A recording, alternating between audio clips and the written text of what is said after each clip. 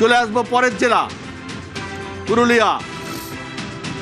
পুরুলিয়ায় total seat 9, Trinamool পেয়েছিল 3, 2021-এ BJP 6, আর 2024-এ Trinamool 6, BJP 3। ঠিক উল্টে গিয়েছিল 2024-এ। কি হতে পারে 2026-এ? বান্দোয়ান তৃণমূল কংগ্রেস, বান্দোয়ান। বলরামপুর তৃণমূল কংগ্রেস। বাঘমুন্ডি 50-50 সিট তৃণমূলের দিকে যাওয়ার সম্ভাবনা প্রবল। জয়পুর বিজেপি, পুরুলিয়া শহর BJP, Manbazar BJP, Kashipur BJP, পাড়া বিজেপি, রঘুনাথপুর বিজেপি। অর্থাৎ 2026-এর রেজাল্ট, 2026-এর রেজাল্ট হতে পারে সম্ভাব্য রেজাল্ট হতে পারে তৃণমূল কংগ্রেস 2, বিজেপি 6, 50-50 একটা। অর্থাৎ এই 50-50 সিট যদি টিএমসির দিকে আসে তাহলে সেই 6-3 ফিরে আসবে, পুরনো 6-3, অর্থাৎ স্থিতাবস্থাই বজায় থাকবে। আমি আসছি পরের জেলা ঝাড়গ্রাম।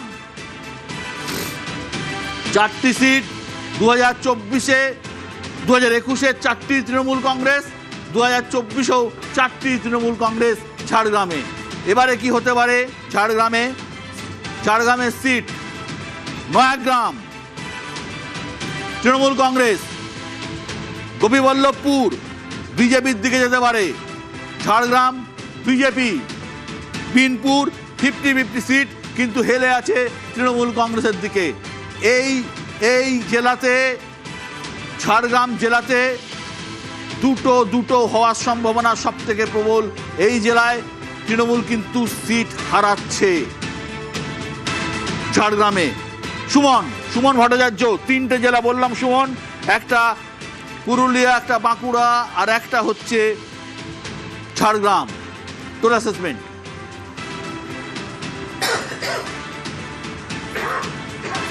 দেখ, আমার নিজের ধারণা যে পুরুলিয়া, বাঁকুড়া এবং ঝাড়গ্রাম এই 3টে জেলাতেই বিজেপি ভালো করবে, বিজেপি যথেষ্ট ভালো করবে।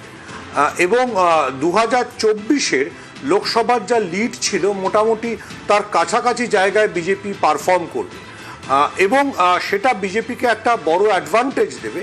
কিন্তু হয়তো মোট সংখ্যায় খুব একটা বড় অ্যাডভান্টেজ দেবে না। তার কারণটা হচ্ছে যে 2021-এও এই জেলাগুলোর মধ্যে একমাত্র ঝাড়গ্রাম ছাড়া বাকি 2টো জেলাই বিজেপির দিকে হেলেছিল। ঝাড়গ্রামের ক্ষেত্রে গোপীবল্লভপুর, গতবারের যিনি তৃণমূলের বিজয়ী প্রার্থী একজন ডাক্তার, তিনি শেষ মুহূর্তে বিজেপিতে যোগ দেন। বিজেপির হয়ে তিনি প্রচারও হয়তো করেছেন।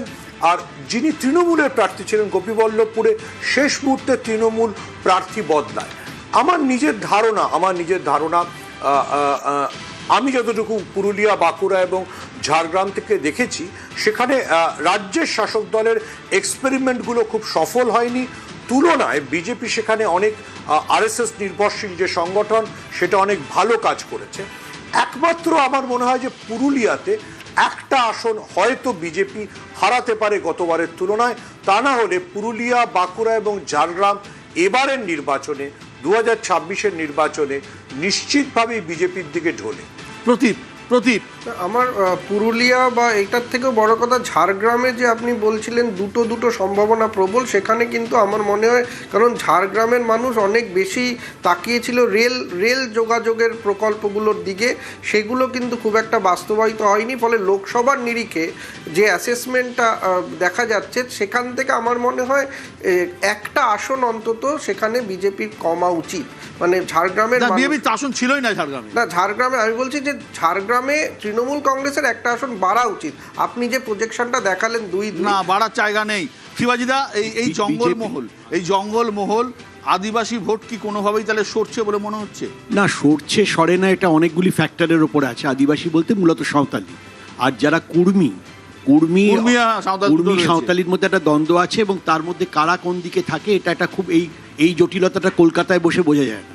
আচ্ছা, এবারে আমি যেটা বলি, এবং এত সহজে হিন্দু মুসলমান ওখানে তেমন কিছু নেই তো, তাহলে সেই জায়গাতে দাঁড়িয়ে আমি যেটা বলবো যে ঝাড়গ্রামে assessment is right.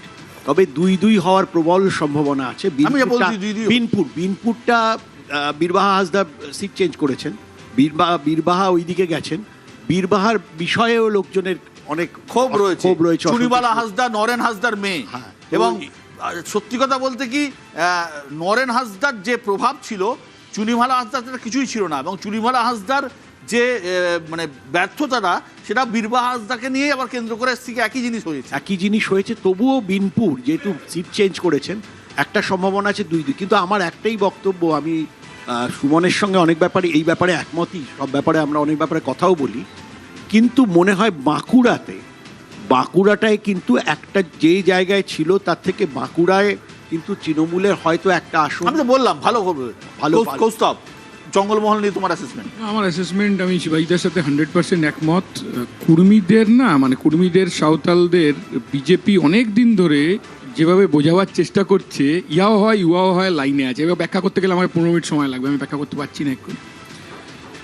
কুর্মীদের vote BJP ব্যাপকভাবে পেয়েছে লোকসভা নির্বাচনে এবং 21 সালের নির্বাচনে, কিন্তু এই সাঁওতাল কুর্মীরা তারা বুঝতে আরম্ভ করেছে যে তৃণমূল বা বিজেপি তাদের সমস্যাটা কেউই সমাধান করতে পারছে না। এবারের নির্বাচনে আমার যা ধারণা ওখানে 2-2 হওয়ার সম্ভাবনা বেশি। পার্থদা?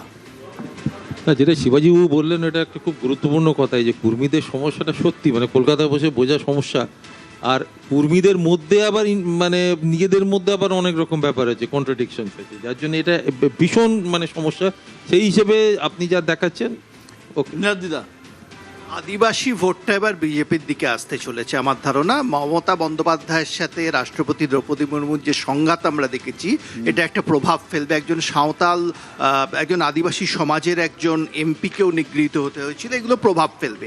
আমার ধারণা ঝাড়গ্রামে 3টে বিজেপি পাবে, একটা তৃণমূল। পুরুলিয়া নিয়ে আমি একমত আপনার সাথে, 6টা বিজেপি, 3টে তৃণমূল। বাঁকুড়া নিয়ে একমত নই, বাঁকুড়ায় 10টা-12টার মধ্যে বিজেপি পাচ্ছে। ওফেলিয়া?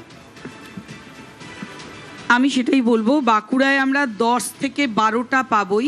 আর 12টা সিট আছে, 12টার পেতে পারি। পুরুলিয়ার জায়গাটা, বাঁকুড়া এমন জায়গায় রয়েছে এখানে হয়তো একটা যেতে পারে। পুরুলিয়ার জায়গায় 6টা ছিল, 6টা পাবোই আমরা, 6টা। আর এখানে 3টে, ঝাড়গ্রামে 3টে পাবোই আমরা। দেখো, আদিবাসীদের নিয়ে যেহেতু অনেক কথা হলো, আদিবাসীদেরকে এখন তুমি যতই ব্রাত্য করে রাখার চেষ্টা করো, এখনও মহারাষ্ট্রের আদিবাসীদের কি দুর্দশা হচ্ছে বিজেপির আমলে, গুজরাটে, এবং দ্রৌপদী মুর্মু উড়িষ্যা থেকে হওয়া সত্ত্বেও, আদিবাসী প্রথম রাষ্ট্রপতি হওয়া সত্ত্বেও রায়গড়াতে যেভাবে তাদের জমি, তাদের বাড়ি ঘরদোর বুলডোজ করে অধিগ্রহণ হচ্ছে, এটা আদিবাসীদের কাছে তথ্য আছে। সুতরাং বিজেপিদের কাছে কোনো আদিবাসীদের বিজেপির কোনো গ্রহণযোগ্যতা নেই, এটা পরিষ্কার। প্রথম ফেজের 152টি আসন নিয়ে আমরা দেখালাম। ওভারঅল 152টি আসনের মধ্যে কি দাঁড়াচ্ছে, প্রথম দফার যে নির্বাচন হয়েছিল, ভোট হয়েছিল, 152টার মধ্যে কি দাঁড়াচ্ছে? Trinamool Congress 61, BJP 56, Congress 4, left 1, others 1। 29টি আসন 50-50, যেদিকে ইচ্ছে যেতে পারে। 15টা হতে পারে, কম বেশি যেদিকে ইচ্ছে যেতে পারে। কিন্তু ওভারঅল মোটামুটিভাবে এই দাঁড়াচ্ছে প্রথম দফার ভোটের পর আমাদের অ্যাসেসমেন্ট যে কি হতে পারে প্রথম দফার 100। কিন্তু এই 29টার মধ্যে প্রত্যেকটা 50-50 কি তৃণমূল আর বিজেপির মধ্যে, না আরো অন্য দল আছে? কোথাও কোথাও একটা দুটো ক্ষেত্রে কংগ্রেসের সাথে আছে, লেফটের সাথেও আছে, সিপিএমের সাথেও আছে, সিপিএমের সাথে বললাম তো আছে। সেটা খুবই কম ক্ষেত্রে, কিন্তু বেশিরভাগ ক্ষেত্রে তৃণমূল এবং বিজেপির মধ্যেই। মালদা, মুর্শিদাবাদ এবং দিনাজপুরের একটা দুটো জায়গা ছাড়া বেশিরভাগ ক্ষেত্রে